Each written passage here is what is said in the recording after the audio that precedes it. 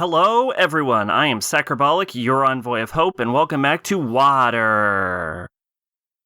My Hero Academia Season 5 is boring. There's just no way to get around it. It opens up with, I think it was like 10 or so, like multiple episodes of just combat between the Class A and Class B teams. It seems to make the same mistake that it usually does, of thinking that characters getting stronger is the same thing as actually developing characters. It actually makes a problem I had at the start of the series, which is that Class A's powers are just too weak to viably pass the entrance exam.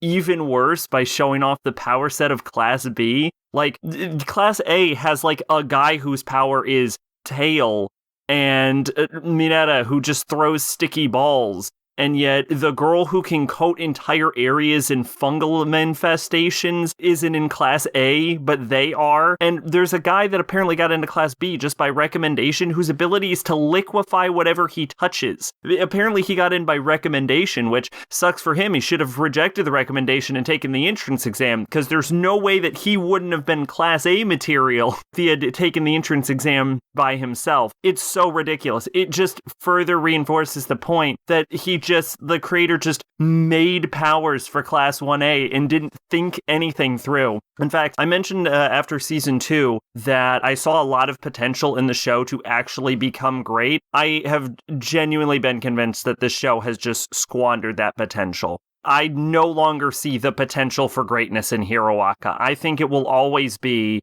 just a 7 out of 10 series throughout its entire run. Like, that little touch of greatness in Season 2, I just do not see it reclaiming. Especially with, like, the reveal of the, like, Meta Liberation Army, just coming out of nowhere. 110,000 enemy combatants all going up against the League of Villains out of nowhere. Almost no foreshadowing. And from what I understand, the Season 5 is actually a really piss-poor adaptation of the manga. I've seen a lot of complaints from manga readers that Bones really messed up on Season 5. And who knows, maybe there was more foreshadowing supposed to be throughout the entire show, but something like that large of an army needed to be foreshadowed day one. Instead, it just came out of nowhere to suddenly give the League of Villains a spontaneous power boost. And in fact, so much of the show's decision seems to be just designed to give spontaneous power boosts to both sides. I see that he's trying to create a balancing act between the heroes and villains, but it just feels like he's flying by the seat of his pants and just making things up as he goes. And genuinely, I don't know if this season was a good adaptation, if they could have fixed that. I don't think there was enough foreshadowing for any of this. I still don't care about any of the characters, pretty much. I don't have a reason to. None of them really have arcs. They just gain new powers, which is not the same thing as having arcs. Honestly, the reveal of other characters having even better power sets just further exemplifies an issue I've had with Deku since the very beginning, which is Deku has no business having One for All.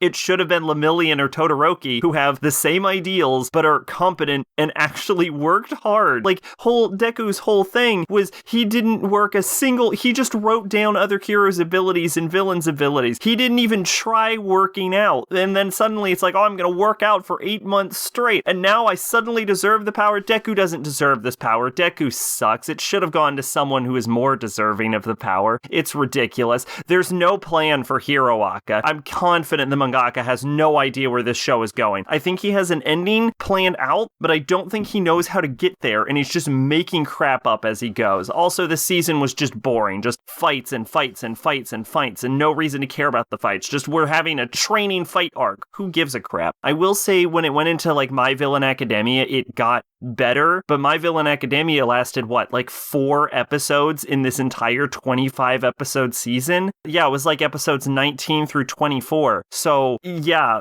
most of this season just sucks. So I'm a Spider, So What is an isekai series about a socially awkward teenage girl who dies and then gets reincarnated as a tiny spider in the world's largest dungeon. This story is divided between 2 main sections, the sort of hero side with the humans sort of coming together where you find out her entire class died and the teacher is trying to gather them all together. in one place, and then the side of the main character where she tries to survive inside of the dungeon and like sharpen her skills, basically. As it goes on, you kind of figure out that there's two main timelines, the one in the past, which is what's following the main character through most of it, and then the one 15 years in the future, which is the ones with the more human, heroic characters. I have to say that for a series that digs into the main character's head specifically, it's really good that the main character is pretty likable because you spend almost the entire show just inside of her head. Sometimes the combat can get a little long and drawn out, especially with the dragon fight and especially towards the end. It can go on a little bit too long, but it is also, the animation isn't particularly great, but it is a fun watch, and I did enjoy watching the main character's adventures. I will have to say the two timelines, it doesn't really tell you about that. You kind of figure it out for yourself. They can be a little confusing at times how it's portrayed. Enough that you can figure out what's happening, but it gets a little wonky sometimes. Overall, it's an enjoyable show. I'm interested in seeing where it's going because it sets up a lot of like future events that haven't been paid off. And honestly, I'm really glad this got an adaptation because I was watching this light novel for a while before they even announced an anime for it. So, good time. The Misfit of Demon King Academy, I wanted to like more, but I just felt like there was nothing to really grab onto in it. It is about a demon king who reincarnates himself into a mixed, like, part demon baby 2,000 years later, after he made a pact with the former hero to seal the demon and human parts of the world away from each other. And then when he comes back, because he reincarnated himself as a mixed blood, nobody believes him or trusts him that he's the reincarnation, even though he has the most outrageous power set of anyone in the entire school, and they knew that the Demon King was going to reincarnate that exact time. He is supposed to be 1 month old, which is about the only part of that makes it believable. Everyone is like, well, he wouldn't reincarnate himself as a mixed blood, and also they have a different name for who they think the Demon King is. So I guess there's some logic in it. But, I mean, if it walks like a god and talks like a god, it might as well be a god, is all I'm saying. Yeah, the problem with this is I was kind of excited because it sounded like a sort of interesting premise, and then when it was coming out at the time, everyone talked about how crazy and over the top it was. The problem is it's actually a little too crazy and over the top, and the main character's like so overpowered that all sense of tension is completely gone, which isn't necessarily a bad thing if it's done for a sort of comedic effect, but the show takes itself a little too seriously, and he's actually so powerful that it actually makes the show predictable because you can figure out how he is going to solve all of the problems. Like, there's no tension because you know how everything is going to end because he's so overpowered that you're just going to be like, oh, he's going to do the most overpowered thing ever. So this whole show becomes pretty predictable. What's more is that none of the characters really have much depth to them. The character with the most depth, as far as probably the whole cast goes, outside of the hero, is the main Kudere girl, who has a hobby, which is more than, honestly, almost the entirety of anime decides to give to its main girl. And the problem is she has no real personality aside from being a Kudere. And then she has a sister who's a tsundere, and that's it. That's their whole personality. Everyone's whole personality in this entire thing can basically be summed up in, like, 5 words. The only really interesting character is the hero, Kanon, who I did like, and he's got a little fun depth to him. There was a cute little romance in it that was incredibly rushed and not earned. But yeah, honestly, I wanted to like this so badly, but there's just nothing of substance in it. It's just spectacle for the sake of spectacle with nothing interesting actually happening. How Not to Summon a Demon Lord Season 2. Party gets drafted to help the head priest, which is sort of like this world's version of the Pope, because the cardinals have taken control of the church and they're doing sketchy, unethical things. So they try to go to help to a desert town, and they come across a magical curse there, and then they have to, in order to cure the curse, take on Diablo's own personal dungeon. This season is pretty fun. They actually introduce a good amount of new cast members, one of which seems relatively permanent as a new mainstay party member. Everyone was kind of fun. There was a point in it where they had to put on a sort of concert, which actually was somehow more entertaining than the exact same situation that happened in Misfit of Demon Academy. But yeah, I definitely liked the new characters. Just fun. Just some funny moments. I think the fight scenes were a little lackluster compared to last season, but I'm willing to forgive that. Yeah, just a good time all around. My next life as a villainess, all routes lead to doom, involves a 17-year-old Otome Game otaku who dies and then gets sent into the world of her best friend's favorite Otome game as the main villain of the game, where she dies in almost every route. It's not actually every route, but it's basically all of them. It's the majority of the route. Her personality is completely different than the villainess she ends up inhabiting. So when she takes over as from the original character Katarina, she ends up like 180ing her personality, and she goes through a whole bunch of effort to end up not dead. So she ends up like befriending all of the characters that the original version of Katarina ended up upsetting to get her killed in the first place. She is a delightful character, kind of dim, but that also kind of makes her extra lovable. She's definitely sort of the like dense protagonist who doesn't understand that the people around her like her. But I think what's really kind of unique about this one is she's a sort of like black hole harem protagonist that absorbs everyone into her harem, including the other girls and the other rivals. As far as uniqueness goes, really just the sort of like gender swap and the fact that she ends up taking over possession of an actual character is the only sort of actual uniqueness of the show, but it's still just a generally cute, good time. My next life as a villainess, all routes lead to Doom Season 2. So after the end of Season 1, when all of the Doom flags are taken out, this season kind of gets a little aimless, and it definitely bogs itself down. There's a lot of like miscellaneous adventures that you think would be more entertaining than they are, but they're also kind of repetitive. Like there's one where they go into a dream house, but that's very similar to the storyline where they went into a book before. It also kind of neglects what kind of made Season 1 so interesting, which was like the comedic nature of the show by just being overly serious in certain places. Like the main character gets kidnapped, and then later in the series, her brother gets kidnapped. There's this overly long flashback sequence that I think takes it feels like it takes 2 episodes, but I think it only took 1 episode, which is a real shame because the opening of the show itself was like really good, like the first 2-3 episodes when they're setting up for the play and the festival, but then the middle just kind of gets really bogged down. A lot of this season felt like set up for a sort of Season 3, which sort of introduces Fortune Lover 2, the sequel to the game that she's supposed to be stuck in. So I feel like Season 3 would have a lot more interesting things going on, but as Season 2 felt really bogged down by its own seriousness.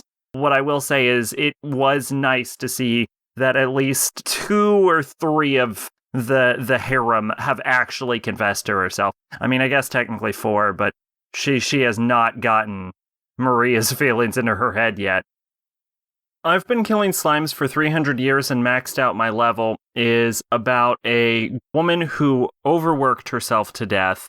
And so in exchange, the goddess reincarnated her into another world as an immortal, unaging, just person, basically, who is basically free to do whatever she wants. And she chooses to just take it easy. And she makes her living by killing slimes in this small mountain village. And she ends up doing this for 300 years. And so at one point, they ask her to check her level because she's been doing it for so long. And she is maxed level 99, and it gets out, and her life goes all crazy. And then now she sort of gets challengers coming at her wanting to fight, or people asking for her help.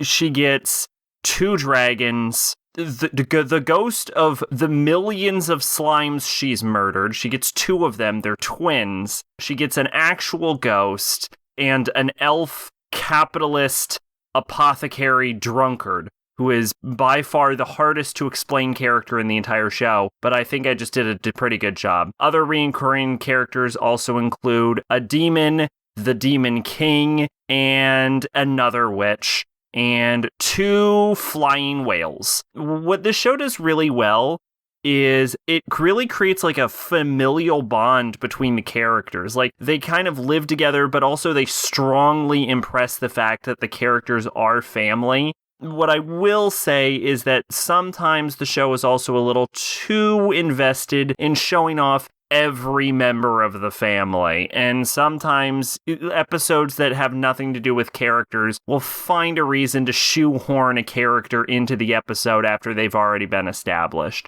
All of the characters are likable, it's enjoyable enough, it has its comedic moments, but sometimes it just gets to be a bit too bogged down by its large cast.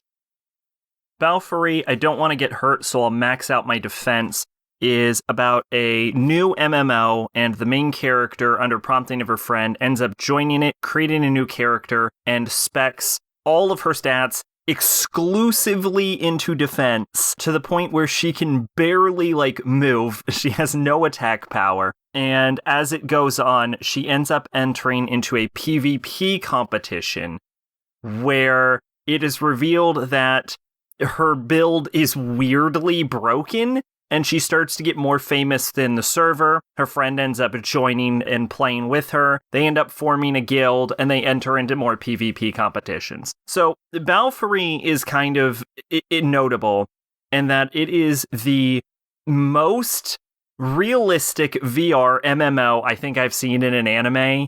It is the closest to what an actual MMO would actually function like. Because, for example, when she enters into the PvP competition and her build is completely busted, they actually nerf her with a patch. It's like only one of 2 MMOs I can think of in anime where they have patches. And I think the only time I can think of where they straight up nerf a specific broken build with a patch, because the administrators are aware the build was broken. They have content updates in this. They have actual player events that seemingly make sense. It's like the most like an MMO. And more than that, this is also probably the only VR MMO I've seen in an anime that looks like it would actually be a playable game that people would enjoy and would actually be fun to play. Most of the time, VR MMOs and anime are just it's centered around these overpowered main characters, and everyone else is just oh, I'm in this VR MMO and my job is bartender.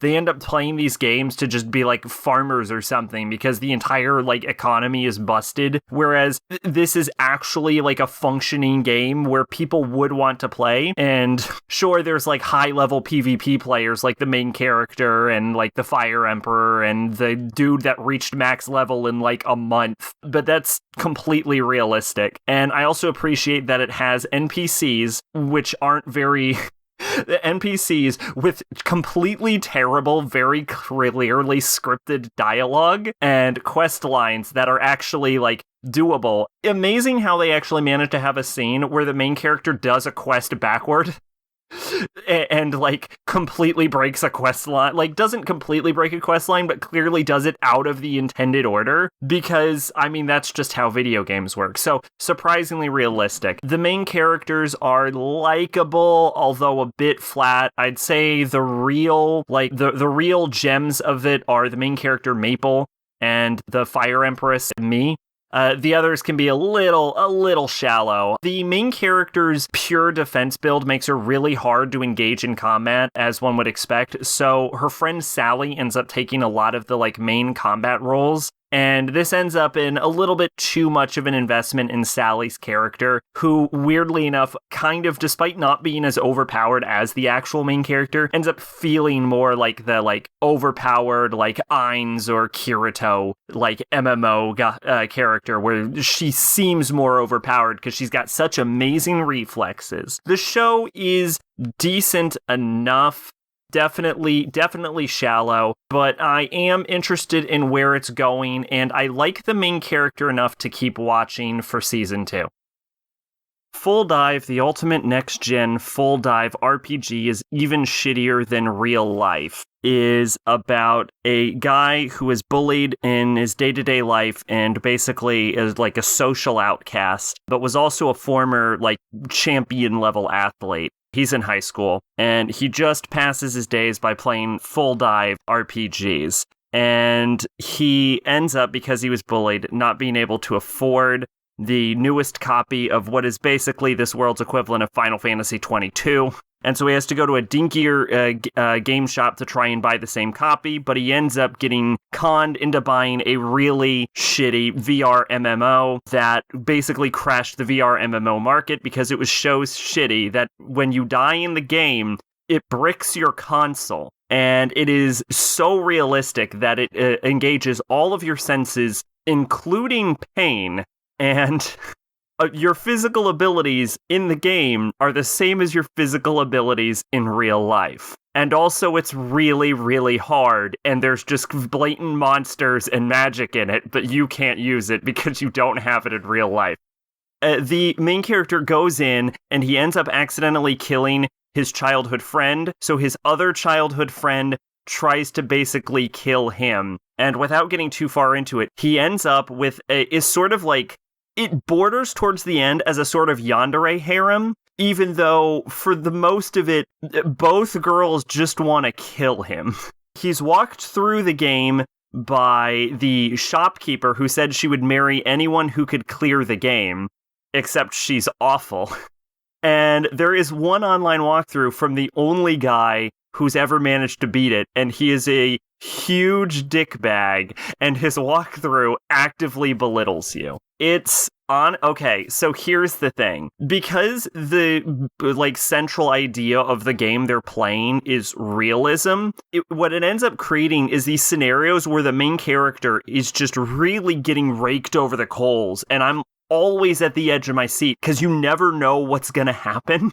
In this, it is actually crazy, very tense, especially when the goblin invasion happens. And that plot twist at the end, I saw it coming once the cage rolled out. I'm not going to get into it, but I have to say that was a really nice twist at the end. And I also like how they answer one of the questions I always had while watching this, which was how is the walkthrough this thorough? And then you're like, I know how the walkthrough's this thorough right at the end there. You understand it. Yeah, it's hard to say. Most of the characters in this are terrible. The main character's friends, all of them are awful. The main character starts off not being great himself. But the thing about him is the whole point of the show is really his journey to sort of becoming the person he once was back when he was an actual athlete, if not actually getting better. And you definitely see him on this journey. Everyone around him is kind of terrible, but you end up sort of forming sort of an attachment towards some of them. Specifically Mazurisa and Alicia. Less so the shopkeeper. She's kind of awful the whole show.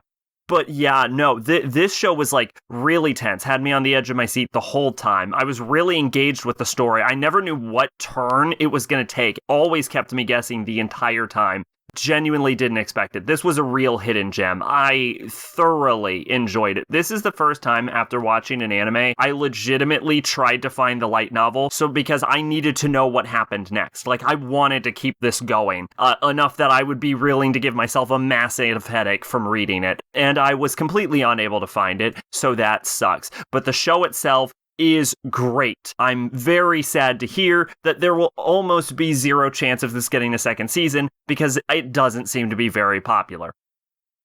Alright everyone, well I hope you all had fun. I haven't been feeling very well lately, so my content has just been slowed down on all fronts. I'm starting to get a little bit back more into streaming, We'll be finishing up Fatal Frame 3, The Tormented, and then we'll be heading on into Pokemon X. So that'll be a good time. Come check out my Twitch if you get time. If you need updates on when I go live, try the Discord. It should be a link in the description. I've been Sacrobolic, your Envoy of Hope, and this has been Water.